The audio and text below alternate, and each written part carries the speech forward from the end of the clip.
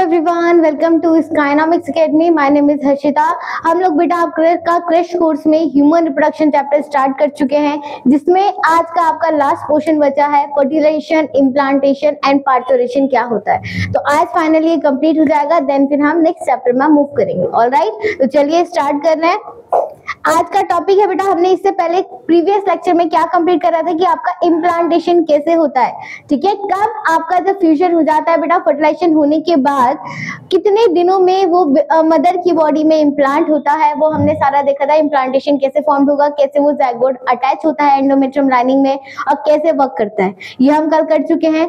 ठीक है, देन हमने फाइनली क्या पढ़ा था, जो आपका ब्लास्टोसिस्ट का फॉर्मेशन हुआ था, जो आपका ट्रोफोब्लास्ट बना था, वो आपके मदर की एंडोमेट्रियम लाइनिंग से एडजस्ट हो चुका है, वो अटैच हो चुका है ताकि वो वहां पर क्या करे, एम्ब्रियोनिकल डेवलपमेंट करे।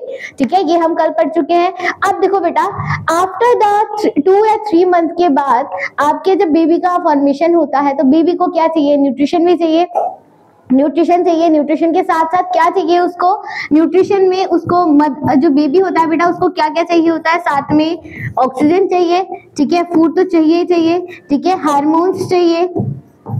ठीक है, ये सारी चीजें चाहिए, और आपका स्मॉल अमाउंट में वाटर, मिनरल्स, ये सारी चीजें तो चाहिए होती है। बट एक्सेप्ट बेटा किसको छोड़ के, जो प्लेसेंटा होता है, प्लेसेंटा क्या करता है, ये सारी की सारी चीजों को प्रोवाइड करवाता है। कहाँ पर, बेबी के पास। बेबी को जो आपका मदर की बॉडी के अंदर सारा न्यूट्रिशन मिलता है, ऑक्सीजन मिलती है, तो वो किससे मिलता है, प्लेसेंटा से मिलता है। एक प्लेसेंटा एक मास की बॉडी होती है, जिसमें आपका क्या होता है, 2 to 3 मंथ के बाद मदर की बॉडी में फॉर्म होता है, जो कि आपके किससे अटैच होता है बेटा, बेबी से अटैच होता है विद द अम्बिलिकल कॉर्ड के साथ। ठीक है, और साथ में इसका प्लेसेंटा का एक इंपॉर्टेंट रोल भी होता है। ये आपके मदर के ब्लड को और आपके बेबी के ब्लड को सेपरेट करने का काम करता है, एक बैनर का काम करता है, ताकि आपका मदर का ब्लड और आपके बेबी का ब्लड मिक्स अप ना हो जाए। ठीक है, तो ये याद रखना है हमेशा कि आपका जो मदर का ब्लड होता है बेटा और बेबी का जो ब्लड होता है, वो आपका अलग अलग होता है। कहीं ऐसा नहीं होता है कि आपका मदर का ब्लड बेबी के पे ट्रांसफर हो रहा है, ऐसा नहीं होता है। मदर का ब्लड अलग फॉर्म हो रहा है बॉडी में, और आपका जो बेबी का ब्लड होता है वो अलग से फॉर्म होता है। ठीक है, आपने देखा भी होगा अलग अलग आपके ब्लड ग्रुप्स भी होते हैं। ठीक है, तो ये आपको याद रखना है। ठीक है, और साथ में जो आपका, फिर आप ये क्वेश्चन पूछोगे बेटा कि जब आपका मदर के पास से ब्लड ट्रांसफर नहीं हो रहा, तो ये सारी चीजें तो मदर के पास से आ रही, तो ये कैसे ट्रांसफर हो रही है। तो ये बेटा आपका ना, जो मैंने आपसे बोला है, प्लेसेंटा के साथ जो आपका बेबी कनेक्टेड रहता है, उसको हम क्या बोलते हैं, अम्बिलिकल कॉर्ड बोलते हैं। ठीक है, तो उस अम्बिलिकल कॉर्ड में बेटा एक स्मॉल होल्स रहता है, जो कि सिर्फ किसको ट्रांसफर करता है, इन सब चीजों को ट्रांसफर करेगा, ब्लड को ट्रांसफर नहीं करता है। क्लियर यहाँ तक। तो ये कहलाता है आपका बेटा प्लेसेंटा। प्लेसेंटा एक ऐसा बॉडी पार्ट है, एक ऐसा बॉडी का मास है, ठीक है, जो किससे मिलके बना है आपका, जो कि आपके बेबी को न्यूट्रिशन देने का काम करता है। बट ये जो बेटा प्लेसेंटा होता है, ये आपका टेम्परेरी होता है, टेम्परेरी बॉडी है ये। ठीक है, जैसे ही आपका बेबी डिलीवर हो जाएगा, पार्टुरेशन हो जाता है, तो ये भी हम मदर की बॉडी से रिलीज आउट कर देते हैं। ठीक है, ये आपका कैसा है, टेम्परेरी बॉडी पार्ट होता है, परमानेंट नहीं होता है, इसको रिमूव कर देते हैं। ठीक है, तो ये देखो यहाँ पर क्या लिखा हुआ है। सबसे पहले आपने ये पढ़ना है कि एक सेकेंड, हाँ, ये वाला हम बाद में रीड करेंगे, देन फिर पहले हम प्लेसेंटा रीड कर लेते हैं। देखो लास्ट पॉइंट क्या लिखा हुआ है, temporary association between the fetal tissue, जो कि chronical villa and the material tissue uterine endometrium lining से अटैच हो जाता है, उसे हम क्या बोलते हैं, आपका प्लेसेंटा बोलते हैं। आप इससे पहले हम एक लाइन रीड कर लेते हैं। देखो यहाँ पर देखिए, हमने कल क्या पढ़ा था बेटा, ये आपका मदर का यूट्रस है। इस मदर के यूट्रस में यहाँ पर इस एंडोमेट्रियम लाइनिंग में आपका क्या एडजस्ट हो चुका है, आपका इनर मास बॉडी फॉर्मेशन हो चुकी है, अटैच हो चुकी है। ये तो आपका पूरा डेवलपमेंट करके दिखा रखा है, बट यहाँ पर आपका अटैच हो चुका है।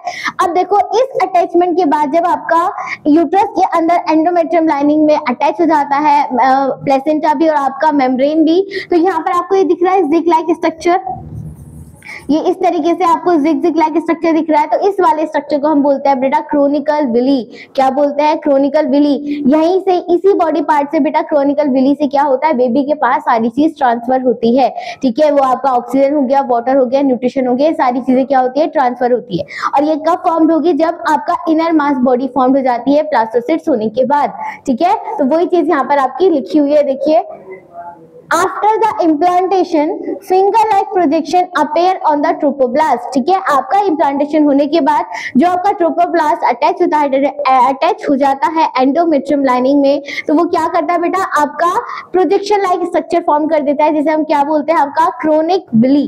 ठीक है, अभी मैंने दिखाया था ना आपको सर्कुलर शेप में इस तरीके से जिगजैग से कवर अप कर रखा था पूरा एंडो यूट्रस को, तो वही था आपका। ठीक है, देन क्रोनिक विली क्या करेगा बेटा, surrounded by the uterine tissue. अब क्रोनिक विली किससे सराउंडेड हो रही है, आपकी यूट्राइन टिश्यू से एंड द मैटरनल ब्लड से।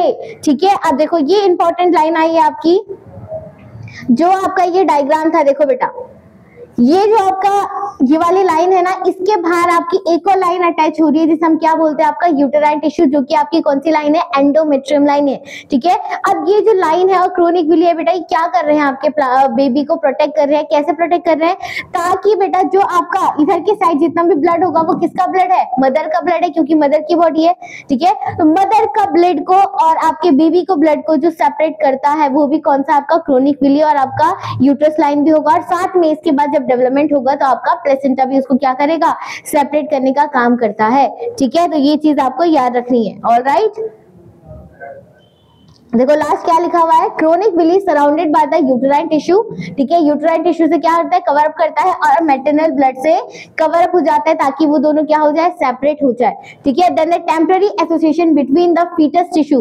अब देखो क्या आ रहा है, टेम्पररी एसोसिएशन हो रहा है फीटस टिश्यू का, ये यूटेराइन क्रोनिक विला के बाहर आपकी एक और टिश्यू बन रही है, जिसे आप क्या बोलते हो बेटा, मैटरनल टिश्यू बोल रहे हो। क्या फॉर्म कर रहा है, आपका प्लेसेंटा को फॉर्म कर रहा है। कहां पर अटैच है प्लेसेंटा, आपका यूटेराइन एंडोमेट्रियम लाइनिंग में, जहां पर आपका एम्ब्रियो का फॉर्मेशन हो रहा है, उसी की एक दूसरी लाइन में एंडोमेट्रियम की लाइनिंग में आपका प्लेसेंटा का भी फॉर्मेशन हो रहा है। प्लेसेंटा क्या होता है, मैंने आपको ये न्यूट्रिशन देता है, आपके बेबी तक सारी चीज पहुंचाने का काम करता है।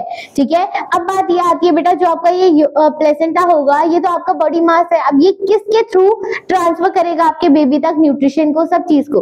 तो मैंने आपसे बोला बेटा एक अम्बिलिकल कॉर्ड होती है, जो कि आपके प्लेसेंटा से और आपके बेबी तक क्या रहती है, अटैच रहती है। ठीक है, लाइक दिस, देखो एक ये रहा, देखो ये डायग्राम, ये आपका पूरा यूट्रस है, ये नीचे सर्विक्स है, वजाइना है, ये दिख रहा है आपको बॉडी मास। ठीक है, ये आपकी कौन सी लेयर है, एंडोमेट्रियम लाइनिंग लेयर है। एंडोमेट्रियम लाइनिंग से बिल्कुल जस्ट अटैच क्या है, आपका प्लेसेंटा है। अब इस प्लेसेंटा से बेटा बिल्कुल जस्ट कनेक्ट करता हुआ बेटा कहां पर, आपके बेबी के पास तक जो आपका सारा न्यूट्रिशन पहुंचाता है, ट्रांसफर करता है, तो वो आपकी वाली जो रॉड जा रही है, इसे हम क्या बोलते हैं, आपका अम्बिलिकल कॉर्ड बोलते हो। क्या बोलते हो इसे, अम्बिलिकल कॉर्ड बोलोगे, जो कि सारा न्यूट्रिशन कहाँ प्रोवाइड करवा रहा है, बेबी के पास प्रोवाइड करवाता है। कहाँ से, प्लेसेंटा से लेके बेबी तक। क्लियर यहाँ तक, तो ये हो गया आपका न्यूट्रिशन वाला, कि कैसे आपकी बेबी को न्यूट्रिशन मिलता है। ऑलराइट, चलो देखो फंक्शन देख लो आप। फंक्शन क्या होता है प्लेसेंटा का, the embryo connected to the placenta by the umbilical cord which transport the substance to and from the embryo.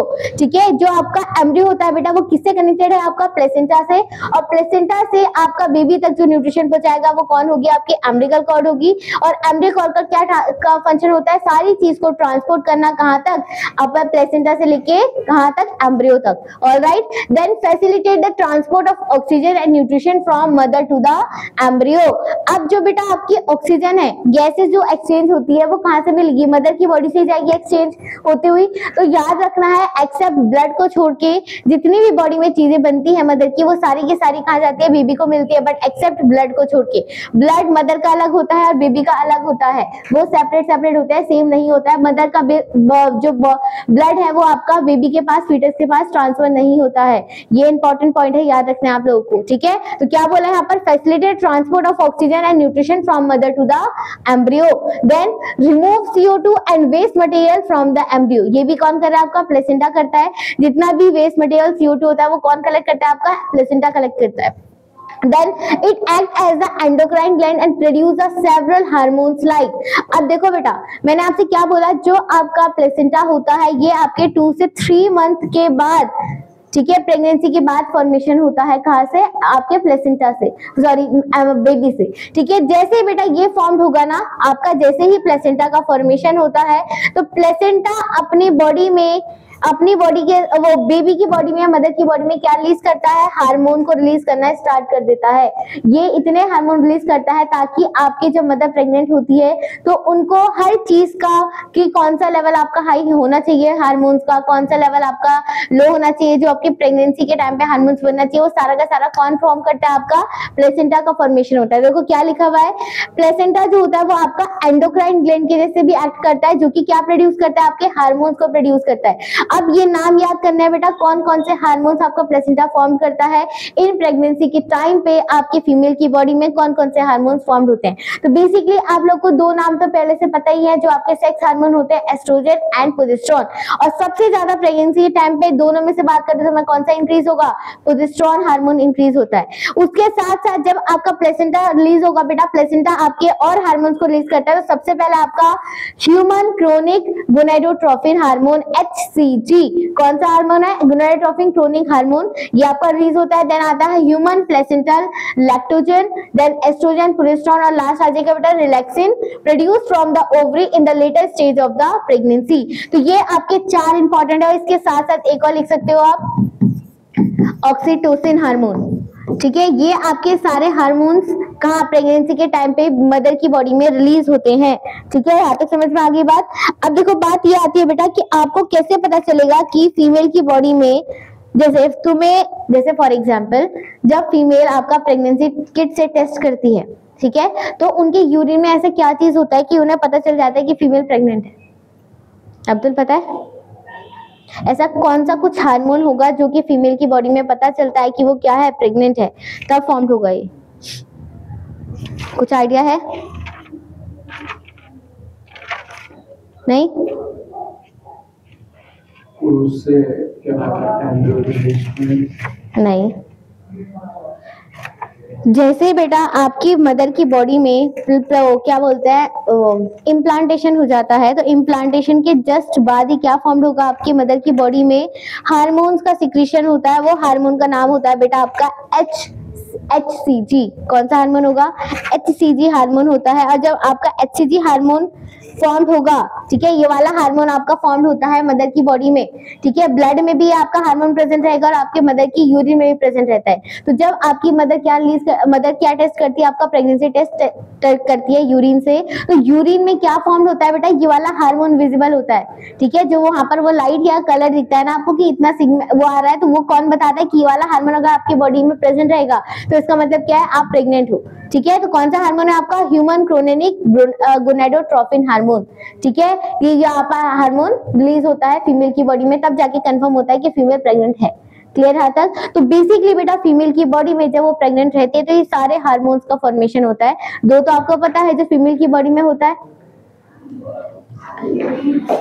ठीक है। नेक्स्ट आता है आपका HCG, HPL और आपका रिलैक्सिन। जो आपका ये रिलैक्सिन हार्मोन होता है ना, ये मोस्ट इंपॉर्टेंट होता है जब आपकी बेबी की डिलीवरी होती है, पार्थोरेशन होता है, तो मदर की बॉडी में जो सिग्नल मिलता है कि आपकी डिलीवरी होने वाली है या फिर बेबी बाहर रिलीज होता है, तो वो उस टाइम पे ये वाला हार्मोन बेटा इंक्रीज हो जाता है मदर की बॉडी में, ताकि वो क्या करे, उन्हें रिलैक्सेशन और कॉन्ट्रैक्शन करे, ताकि उन्हें पता चल जाए कि आपका क्या हो चुका है, पार्थोरेशन का टाइम हो चुका है। क्लियर है तक? तो ये सारे हार्मोन्स आपको क्लियरली याद होने चाहिए कौन सा वक्त क्या होता है। ठीक है, तो ये सारा कौन रिलीज कर रहा है? आपका प्लेसेंटा का फॉर्मेशन हो रहा है। ठीक है, यहाँ तक समझ में आया? चलो देखो, इस तरीके से मदर की बॉडी से बेटा आपका प्लेसेंटा कनेक्टेड रहता है।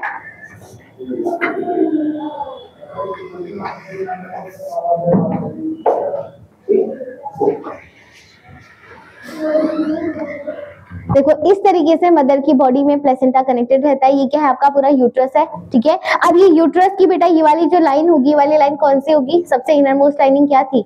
Endometrium lining. ठीक है, बताया था ना, जो आपका बेबी होता है वो कौन सी लाइन से अटैच हो जाता है? एंडोमेट्रियम लाइनिंग से अटैच हो जाता है। और इसी लाइन से आपको ये मास दिख रहा है, ये वाला जो मास है बेटा, ये क्या है? आपका प्लेसेंटा है।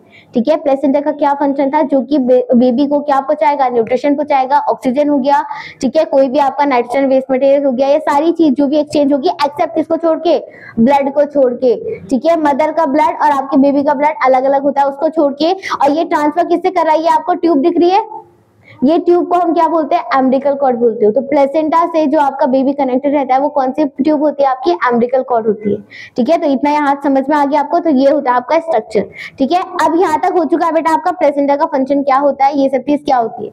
अब हम पढ़ने वाले हैं कि आपका एम्ब्रियोनिकल डेवलपमेंट कैसे होगा, फर्स्ट मंथ से लेके 9th मंथ तक आपके बेबी के क्या क्या हार्मोन्स का फॉर्मेशन होता है, कौन सबसे पहले फॉर्म होता है, कौन सा नहीं होता है। ठीक है, तो देखो सबसे पहले जब एम्ब्रियोनिकल डेवलपमेंट होता है तो आपकी जब इम्प्लांटेशन हुई थी, इम्प्लांटेशन होते समय मैंने क्या बोला था, आपका ये ब्लास्टोसिस्ट वाली लेयर क्या हो जाएगी, ब्रेकडाउन हो जाएगी और इसके अंदर जितना भी इनर मास होगा वो बाहर आ जाएगा, तब जाके वो क्या फॉर्म होगा कि बेबी का फॉर्मेशन हो चुका है, जिसे हम क्या बोलते हैं, आपका ट्रोपोब्लास्ट बोलते थे। ठीक है, अब जैसे बेटा ये ट्रोपोब्लास्ट आपका जो एम्ब्रियो का फॉर्मेशन करेगा वाली सेल बॉडी क्या करेगी, उसके अंदर 3 लेयर्स पाई जाती है। कौन कौन सी layer, ectoderm, mesoderm and endoderm. ठीक है, कौन कौन सी, एक्टोडर्म, मेसोडर्म और आपकी एंडोडर्म। अब ये नाम से समझ में आ रहा है, एक्टो का मतलब क्या होता है बेटा, आउटसाइड। ठीक है, तो जो आपके आउटसाइड द मेम्ब्रेन में प्रेजेंट रहेगी वो क्या होगी, आपके एक्टोडर्म, जो बीच में प्रेजेंट रहेगी वो होगी मेसोडर्म, और जब से आपके इनर साइड में प्रेजेंट रहेगी वो क्या हो जाएगी, आपकी एंडोडर्म हो जाएगी। ठीक है, तो देखो यहाँ पर ये स्ट्रक्चर बना हुआ है, जैसे बेटा ये आपका डेवलपमेंट होगा ये वाली सेल, तो ये आपका 3 लेयर्स में प्रेजेंट है। जो बिल्कुल अंदर वाली लेयर है इसे हम क्या बोल देंगे, एंडोडर्म, बीच वाली लेयर होगी मेसोडर्म और सबसे बाहर वाली क्या होगी आपकी एक्टोडर्म। ठीक है, तो देखो क्या लिखा हुआ है, after the implantation the inner mass of the blastocyst differentiate into an outer layer called as the ectoderm and the inner layer called as the endoderm. ठीक है, और जो बीच वाली लेयर होती है मेसोडर्म, वो क्या करती है, डिफरेंशिएट करती है between the ectoderm and mesoderm को, दोनों को डिवाइड करने का काम कर रही है। ठीक है, देन द इनर मास दस कॉल्ड द स्टेम सेल। ठीक है, जो आपका ये वाला अंदर वाला मास था, इस वाले मास को हम क्या बोलेंगे, स्टेम सेल बोलेंगे, क्योंकि इसी स्टेम सेल से क्या फॉर्म होंगे, ऑर्गन्स का फॉर्मेशन होता है बेबी की बॉडी में। ठीक है, जो आपके अंदर के इनर मास सेल्स है इसे हम क्या बोलेंगे, स्टेम सेल, जो कि आगे क्या बनाएगा, आपका ऑर्गन्स का फॉर्मेशन करेगा, नए सेल्स बनाएगा, नए टिश्यू बनाएगा, फाइनली ऑर्गन्स को डिफरेंशिएट कर देगा। ठीक है, तो having the potential to produce all types of cell, tissue and the organ by the differentiation.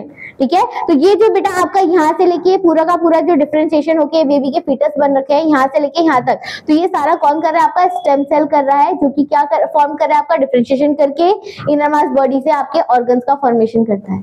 ठीक है, तो यहाँ तक हो चुका है ये आपकी इनर की साइड। अब आता है मोस्ट इंपॉर्टेंट टॉपिक, ऑर्गेनोजेनेसिस। जो आपका स्टेम सेल था, स्टेम सेल आपका क्या क्या ऑर्गन्स का फॉर्मेशन करेगा, फर्स्ट से लेके आपके 9 मंथ तक क्या फॉर्म होता है। अब देखो जो आपकी बेटा फीमेल की प्रेगनेंसी होती है, ठीक है, इस प्रेगनेंसी को पहले मेरे को बताओ कितने डेज की होती है प्रेगनेंसी, कितने वो होती है मंथ की, 9th मंथ की होती है। ठीक है, अगर इसको डेज में कैलकुलेट करोगे तो कितना हो जाएगा, हाँ डेज में 260 से लेके 280 डेज के आसपास की क्या होती है, पूरी साइकिल होती है। ठीक है, अब ये आपका वेरी करता है, जरूरी नहीं कि हर फीमेल को 9th मंथ में हो रहा है या फिर आपके इससे ज्यादा हो रहा है, कभी इससे कम भी टाइम लग सकता है डिलीवरी के लिए और कभी इससे ज्यादा भी टाइम लग सकता है। तो ये आपकी वैल्यू क्या करती है, वेरी करती है। ठीक है, अब ये जो पूरी बेटा प्रेगनेंसी के टाइम है, इस प्रेगनेंसी को हम 3 टाइप्स में, 3 कैटेगरीज में डिवाइड कर देते हैं। ठीक है, 3-3 महीने में हम इसको डिवाइड कर देंगे। जो आपका फर्स्ट 3 मंथ्स होते हैं, ठीक है, फर्स्ट जो 3 मंथ होते हैं इसको हम बोल देंगे बेटा फर्स्ट ट्राइमेस्टर। क्या बोल दोगे इसे, फर्स्ट ट्राइमेस्टर बोल दोगे। ठीक है, और जो आपका सेकेंड मंथ होता है, सेकेंड आगे के जो वो होंगे डेज, सेकेंड 4 से लेके आपके 6 मंथ जो होते हैं, ठीक है, इसको आप क्या बोल दोगे, सेकेंड ट्राइमेस्टर। ठीक है, और आपका 7 से लेके 9 मंथ जो होता है इसे आप क्या बोल दोगे, थर्ड ट्राइमेस्टर। ठीक है, तो हम बेटा पूरी प्रेगनेंसी को ट्राइमेस्टर से कैलकुलेट करते हैं। स्टार्टिंग के 3 मंथ को आप फर्स्ट ट्राइमेस्टर बोलते हो, उसके बाद वाले को सेकंड ट्राइमेस्टर और उसके लास्ट वाले को हम जो सबसे लास्ट होता है उसे हम बोल देते हैं थर्ड ट्राइमेस्टर। अब इसमें से बेटा जो सबसे इंपॉर्टेंट और टेक केयर वाला मंथ होता है वो होता है आपके स्टार्टिंग के 1 से लेके 3 मंथ। ये बहुत ज्यादा सेंसिटिव होते हैं फीमेल की बॉडी के, क्योंकि इसी टाइम पे क्या होता है, आपका इम्प्लांटेशन, जाइगोट या एम्ब्रियोनिकल डेवलपमेंट होते हैं और बॉडी में नए नए हार्मोन्स का फॉर्मेशन होता है। तो सबसे ज्यादा जो टेक केयर करी जाती है, होता तो सभी में है, बट सबसे ज्यादा जो इंपॉर्टेंट होता है वो कौन सा होता है, आपके फर्स्ट ट्राइमेस्टर इंपॉर्टेंट होता है। क्लियर यहाँ तक? ठीक है, तो इसी के अकॉर्डिंगली हम यहाँ पर देखने कि आपके कौन कौन से ट्राइमेस्टर में कौन कौन से हार्मोन्स का वो ऑर्गन्स का फॉर्मेशन होता है इन बेबी की बॉडी में। ऑलराइट, चलो देखो सबसे पहले क्या लिखा हुआ है, formation of the different organ in the embryo is called as the organogenesis. ठीक है, जब आपके एम्ब्रियो में अलग अलग का ऑर्गन्स का फॉर्मेशन होता है तो हम क्या बोलते हैं, ऑर्गेनोजेनेसिस बोलते हैं। देन द ह्यूमन प्रेगनेंसी जो होती है बेटा 9 मंथ की होती है, और ये जो टाइम पीरियड होता है इसको हम क्या बोलते हैं बायोलॉजिकल टर्म में, जो आपका प्रेगनेंसी का पूरा टाइम पीरियड है इसको हम क्या बोलते थे, ये तो ऑर्गन्स का फॉर्म हो रहा है बेटा। फर्स्ट मंथ से लेके पूरा जो 9 मंथ तक का ड्यूरेशन था, स्टार्टिंग में मैंने तो टर्मिनोलॉजी बताई थी, क्या बोलते हैं उसे, गेस्टेशन पीरियड, गेस्टेशन पीरियड बोलते हैं। ठीक है, देन अब आता है यहाँ से आप देखते जाना कि कौन से मंथ में क्या पूछा जाता है, कि अगेन आता है, इंपॉर्टेंट है, after the 1 month of the pregnancy. ठीक है, जब आपका 1 मंथ बीत जाता है उसके बाद जब आपका सेकेंड मंथ आता है तो उसमें आपका सबसे पहले जो बेबी के बॉडी में बेटा हार्मोन्स का फॉर्मेशन होता है वो क्या होता है, हार्ट का फॉर्मेशन होता है। तो सबसे पहले जो एम्ब्रियो फॉर्म्ड होगा उसके अंदर कौन सा ऑर्गन फॉर्म्ड होगा, हार्ट का फॉर्मेशन होता है। ठीक है, and it is formed by the embryo. ठीक है, समझ में आ रही है, कब हो रहा है, after the completion of 1 month, मतलब सेकेंड मंथ की स्टार्टिंग में या last month of first month के क्या हो जाएगा, हार्ट का फॉर्मेशन हो जाता है। ठीक है, देन आता है by the end of the second month, जब आपका सेकेंड मंथ का एंड होता जाएगा तो आपके बेटा फीटस के हाथ पैर का फॉर्मेशन होना स्टार्ट हो जाता है, लिम्स एंड डिजिट्स का फॉर्मेशन स्टार्ट हो जाएगा। ठीक है, तो ये हो गए आपके क्या 2 ट्राइमेस्टर्स। ठीक है, देन सॉरी फर्स्ट ट्राइमेस्टर यहाँ तक हो गया, and the end of the 12 week, 12 week मतलब यहाँ पर थर्ड मंथ की बात हो रही है। ठीक है, एंड ऑफ द 12 वीक के टाइम पे, जिसे आप क्या बोल दोगे बेटा, मोस्ट फर्स्ट ट्राइमेस्टर। जब आपके 3 महीने हो जाते हैं तो मैंने 3 महीने को क्या बोला था, ये आपका फर्स्ट ट्राइमेस्टर कहलाएगा। ठीक है, फर्स्ट ट्राइमेस्टर कहलाता है। तो फर्स्ट ट्राइमेस्टर में आपकी क्या क्या फॉर्म हुई, सबसे पहले हार्ट बना, देन उसके बाद लिम्स एंड डिजिट्स का फॉर्मेशन हो गया, देन आपका जो थर्ड मंथ होगा बेटा उसमें क्या हो रहा है, आपके मोस्ट ऑफ द ऑर्गन्स का फॉर्मेशन हो जाता है, जो आपकी लिम्स एंड डिजिट्स होते हैं उसमें उंगलियां आनी स्टार्ट हो जाती है। ठीक है, और आपका limbs and external genitalia are well developed. ठीक है, ये इसकी बॉडी में क्या होने लग जाएगा, फर्स्ट से थर्ड मंथ के बीच में ही उनके सेक्स गैमेट का फॉर्मेशन भी होना स्टार्ट हो जाता है। ठीक है, तो यहाँ तक समझ में आ गया फर्स्ट ट्राइमेस्टर में क्या क्या आपकी बॉडी में फॉर्म होता है। तो यहाँ तक कंप्लीट आपका। देन आता है बेटा जैसे ही वो फोर्थ ट्राइमेस्टर में जाएगा, मतलब फोर्थ मंथ में जाएगा, तो सबसे पहले फर्स्ट मूवमेंट कौन सी फीटस का कब स्टार्ट होता है, क्योंकि आपके हाथ पैर बन चुके हैं, आप वो मूवमेंट करना स्टार्ट करेगा। तो आपके फोर्थ मंथ में क्या होगा बेटा, मूवमेंट स्टार्ट हो जाता है फीटस का, और उसकी बॉडी में हेयर्स का ऑब्जर्वेशन स्टार्ट हो जाता है। कौन से महीने में, 5th मंथ में या फिर 4th मंथ की एंड में। ठीक है, ये कब, अब ये कौन सा ट्राइमेस्टर स्टार्ट हो चुका है, सेकंड ट्राइमेस्टर। ठीक है, ये सेकंड ट्राइमेस्टर की बात हो रही है। Then the end of the 24th week, 24th week मतलब आपके 6th मंथ स्टार्ट हो रहा है। ठीक है, जहां पर आपका सेकंड ट्राइमेस्टर चल रहा है, यहाँ पर क्या होगा, बॉडी जो होती है बेटा वो फाइन हेयर से कवर अप हो जाएगी, और आपकी जो बेबी होगा उसकी आईलिड्स आने लग जाएगी। ठीक है, आईब्रोज आने लग जाएंगे। ठीक है, और आपके क्या होने लग जाएगा बेटा, पूरा का पूरा बॉडी क्या हो जाएगी, आपके फुल्ली डेवलप फॉर्मेशन में आ जाएगा। बेसिकली बॉडी में आपके सारे ऑर्गन्स का फॉर्मेशन हो चुका है कब बेटा, सेकंड ट्राइमेस्टर की एंड तक। ठीक है, यहाँ तक क्लियर। देन आता है बेटा लास्ट 9 मंथ में क्या होगा, आपका फाइनली फुली डेवलप्ड हो चुका है बेबी, अब वो क्या हो जाएगा, डिलीवर के लिए रेडी हो चुका है। और इस चीज को हम क्या बोलते हैं, जब बेबी को डिलीवर करते हैं तो उसके लिए हमने टर्मिनोलॉजी क्या लिखी थी,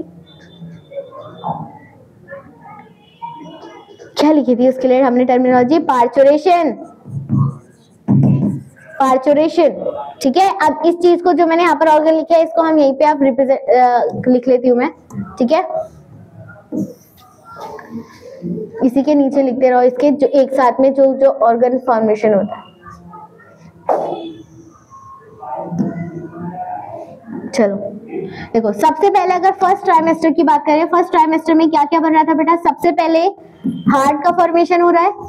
ठीक है, देन लेटर ऑन जब हार्ट का फॉर्मेशन जाएगा तो आपके लिम्स एंड डिजिट्स का फॉर्मेशन हो रहा है। ठीक है, और लास्ट में जब लिम्स एंड डिजिट फॉर्मेशन जाएगा तो इसके क्या हो रहे हैं, उंगलियां और वो आपके फिंगर्स वगैरह का फॉर्मेशन हो रहा है। ठीक है, limbs and digits forms genitalia. ठीक है, ये हो गया आपका फर्स्ट ट्राइमेस्टर की बात। अब आती है बेटा सेकंड ट्राइमेस्टर में। सेकंड ट्राइमेस्टर में सबसे पहले आपका क्या स्टार्ट होगा, मूवमेंट स्टार्ट हो जाता है। ठीक है, मूवमेंट ऑफ द फीटस, ठीक है, और साथ साथ में बेबी की बॉडी में क्या फॉर्म होने स्टार्ट हो जाएंगे, हेयर्स का फॉर्मेशन स्टार्ट हो जाता है। ठीक है, फॉर्म्ड हेयर्स लाइक आईलिड्स,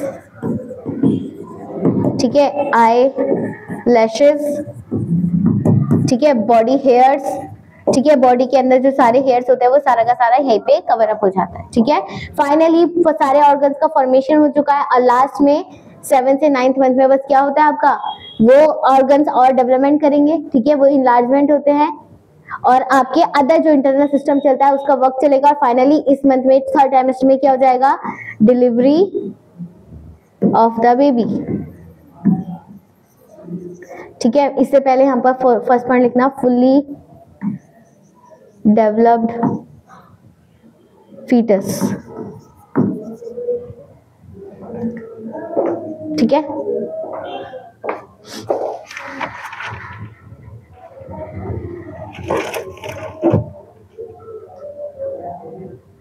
अगर मैं बात करूं तुम्हारी बेटा इसमें, अगर मैं और डिटेल में लिखना चाहूँ ना, देखो इस वाले पार्ट में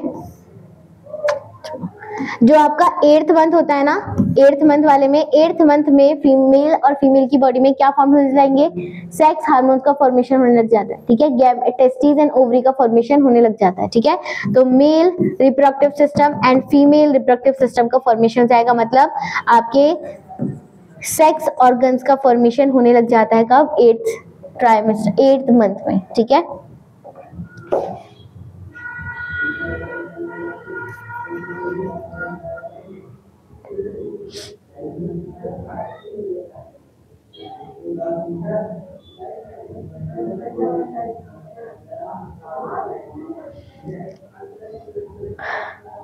हो गया।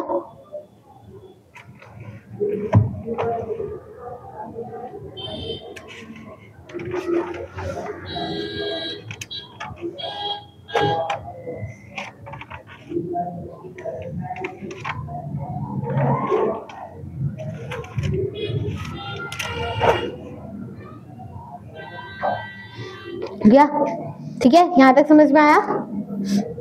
देखो यहाँ पर सारा मैंने रिप्रेजेंट कर रखा है, ये देखो आपका फर्स्ट ब्लास्टोसिस्ट हुआ पहले।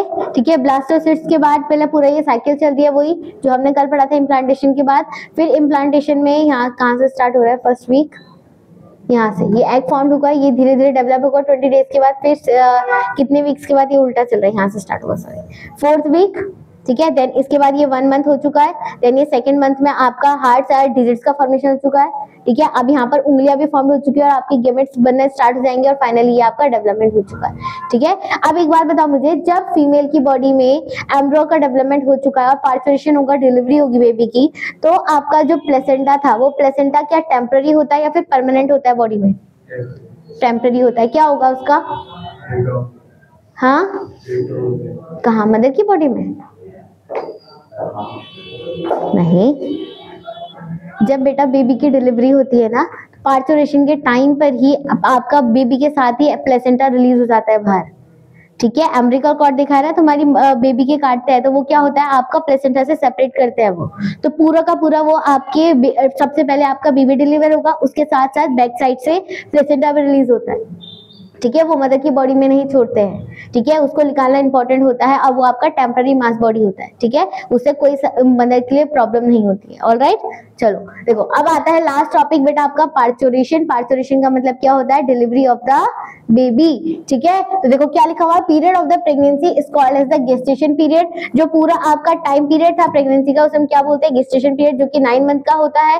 देन क्या होगा बेटा आफ्टर डिलीवरी ऑफ द, जब आपका डेवलप हो जाएगा एम्ब्रियो तो वो क्या करेगा, अपनी बॉडी से बेटा बहुत सारे हार्मोन्स रिलीज करता है। मैंने आपसे बोला था अभी, जैसे ही बेटा बेबी डिलीवर हो जाएगा, सॉरी रेडी हो जाएगा, फुल्ली डेवलपमेंट हो जाएगा, तो फीमेल की बॉडी में सिग्नल देना स्टार्ट कर देंगे। ठीक है, और जो सबसे पहला बेटा हार्मोन होता है जो फीमेल की बॉडी में सिग्नल देता है कि आपकी डिलीवरी होने वाली है, उसका नाम होता है ऑक्सीटोसिन।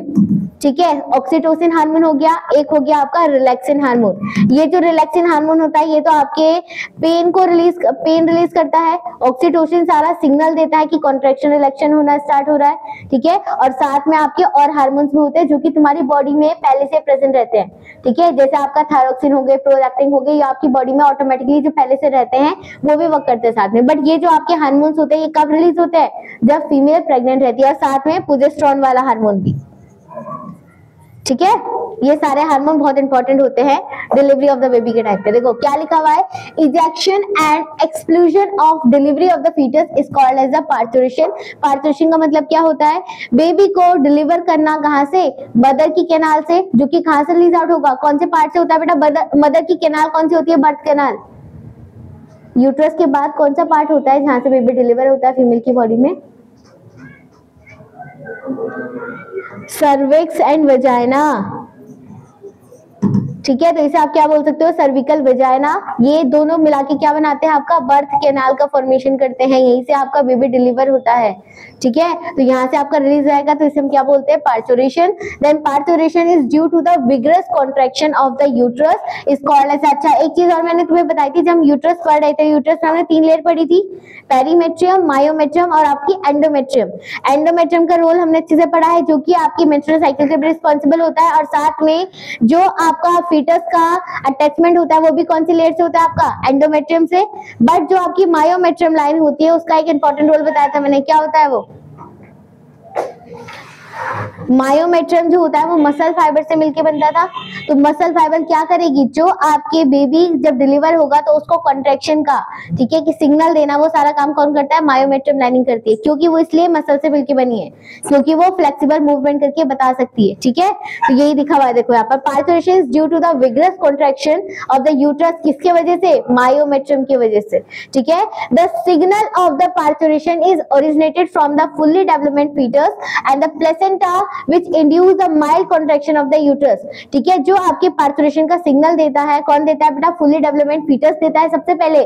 जो आपका डिलीवरी ऑफ द बेबी का सिग्नल देता है वो सबसे पहले आपका फीटस देगा, ठीक है, क्योंकि वो आपका इतना डेवलप हो चुका है कि आप यूट्रस के अंदर नहीं रह सकता। और उसके बाद सेकेंडली देगा आपका प्लेसेंटा, क्योंकि प्लेसेंटा भी उसी से कनेक्टेड है, तो उसके बैक साइड से वो भी उसे क्या देगा? सिग्नल देगा। तो मायोमेट्रियम लाइनिंग में प्रेशर जनरेट होता है, ठीक है। देन इसके साथ साथ आपके बहुत सारे हार्मोन्स होंगे जो कि उसको हेल्प करेंगे, ठीक है। तो इस प्रोसेस को हम क्या बोलते हैं बेटा? फीटल इजेक्शन रिफ्लेक्स, ठीक है। जो सिग्नल देता है मदर की बॉडी में उसे हम सिग्नल को क्या बोल देंगे? फीटस इजेक्शन रिफ्लेक्स बोल दो, ठीक है। देन फीटस रिफ्लेक्शन इंजेक्शन जो होता है बेटा, इसके साथ आपके बहुत सारे हार्मोन ट्रिगर करते हैं इसको, तो उसका नाम क्या है आपका? ऑक्सीटोसिन। और इसके साथ साथ और क्या होता है आपका? रिलैक्सिन भी होता है। और ऑक्सीटोसिन आपकी बॉडी में कौन रिलीज करते हैं? सारे हार्मोन, पिट्यूटरी ग्लैंड, ठीक है। ये जो आपके ऑक्सीटोसिन होंगे, रिलैक्सिन होंगे, ये सिर्फ आपके प्रेगनेंसी के टाइम पे बनते हैं। बट जो तुम्हारी बॉडी में अदर ग्लैंड्स होते हैं वो भी साथ साथ में हेल्प करते हैं, जो कि आपकी नॉर्मली वैसे प्रेजेंट रहते हैं, ठीक है। जैसे आपका थायरोक्सिन हार्मोन हो गया, ठीक है, आपका और एड्रेनलिन हो गया, प्रोलैक्टिन हो गया, सारे आपकी बॉडी में पहले से प्रेजेंट है, थोड़ा बहुत वो भी हेल्प करते हैं, बट मेन आपके ये होते हैं, ठीक है। Then oxytocin induce the strong contraction of the uterine endometrium lining. जो सबसे ज्यादा कॉन्ट्रैक्शन रिलीज करता है एंडोमेट्रियम लाइनिंग में, वो कौन सा हार्मोन होता है?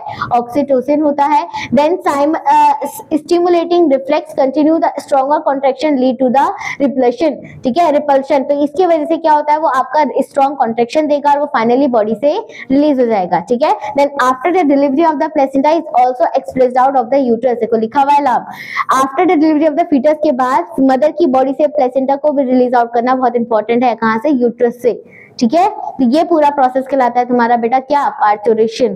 क्लियर? चलो, अब ये हो चुका है तुम्हारा पार्टुरेशन। देखो ये स्टेप होते हैं आपके। सबसे पहले क्या होगा? इनिशियल फेज में आपका फीटस फुल्ली डेवलपमेंट हो चुका है, उसके बाद वो फुल्ली डेवलपमेंट क्या करेगा? आपकी आउटर एंडो मायोमेट्रियम लाइनिंग। अब किसका काम हो रहा है यहाँ पर? कौन सी लेयर का होगा बेटा? मायोमेट्रियम लाइनिंग का होगा, क्योंकि आपका एंडोमेट्रियम लाइनिंग का तो अब काम खत्म। तो मायोमेट्रियम लाइनिंग को क्या करेगा बेटा? एक्टिव करेगा, उसको कॉन्ट्रैक्शन देगा। तो इस फेज को हम क्या बोलते हैं? एक्टिव फेज बोलते हो, ठीक है। वो रेडी हो चुका है, अब वो क्या करेगा? आपके सर्विक्स और आपका वजाइना को रेडी करेगा, ताकि क्योंकि क्या है आपकी बर्थ कैनाल है, वहीं से आपका बेबी रिलीज आउट होगा। उसके बाद क्या होगा आपका सेकेंड स्टेज एक्सप्लेशन स्टेज, जहां पर आपका बेबी बाहर रिलीज आउट करेगा with the help of placenta के थ्रू। ठीक है, तो सबसे पहले याद रखना बेटा, जब कभी बेबी डिलीवर होता है तो सबसे पहले आपका हेड बाहर आता है। ठीक है, पहले उसे हेड को बाहर आसानी से रिलीज होता है, देन फिर अदर पीछे के बॉडी पार्ट होते हैं। ठीक है, चलो, और लास्ट में फाइनली देखो ये हो गया आपका, ये बेबी रिलीज हो चुका है। उसके बाद देखो ये क्या है, प्लेसेंटा है, और प्लेसेंटा किससे कनेक्टेड है, आपका अम्बिलिकल कॉर्ड से कनेक्टेड है। तो ये पूरा भी आपका बेबी की मदर की बॉडी से रिलीज करना इंपॉर्टेंट होता है। ठीक है, तो ये फिर जाके यहाँ पर से क्या होगा, बेबी से आप अम्बिलिकल कॉर्ड को कट करते हो। ठीक है, तो ये आपने थोड़ा बहुत तो पता ही होगा तुम लोगों की, अम्बिलिकल कॉर्ड कट करी जाती है ना। तो ये होता है तुम्हारा पूरा प्रोसेस।